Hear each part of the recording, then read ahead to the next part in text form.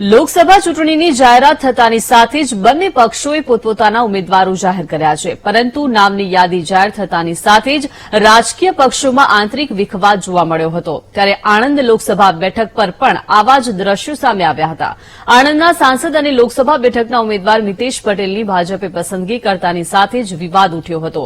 નામ જાહેર થતાની સાથે જ ગ્રાઉન્ડ લેવલે સ્થાનિક નેતા અને કાર્યકર્તાઓનો બે જૂથનો જૂથવાદ સામે આવ્યો હતો, જે બાદ મિતેશ પટેલના વિવાદ પુરાવા સાથે ભાજપના જ નેતાઓ દિલ્હી હાઈકમાન્ડને મોકલ્યા હતા। હાઈકમાન્ડે તાત્કાલિક અસરથી મિતેશ પટેલને દિલ્હી આવવાનું તેડું મોકલ્યું હતું અને દિલ્હીમાં પોતાની બચાવ સાથેની રજૂઆત બાદ આજે મિતેશ પટેલે તમામ વાતોને નકારી નિવેદન આપ્યું છે, જેમાં ઉમેદવાર બદલવાની વાતને અફવા ગણાવી હતી।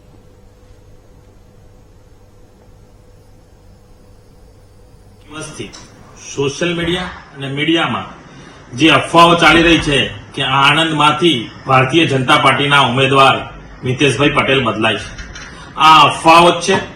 અફવાઓમાં કોઈ પણ નાગરિક અથવા ભારતીય જનતા પાર્ટીના કાર્યકર્તાઓને વિનંતી કરીશ કે ફક્ત ને ફક્ત આ અફવાઓ છે। આણંદમાંથી ઉમેદવાર તરીકે મિતેશ પટેલ છે અને મિતેશ પટેલ જ ચૂંટણી લડશે।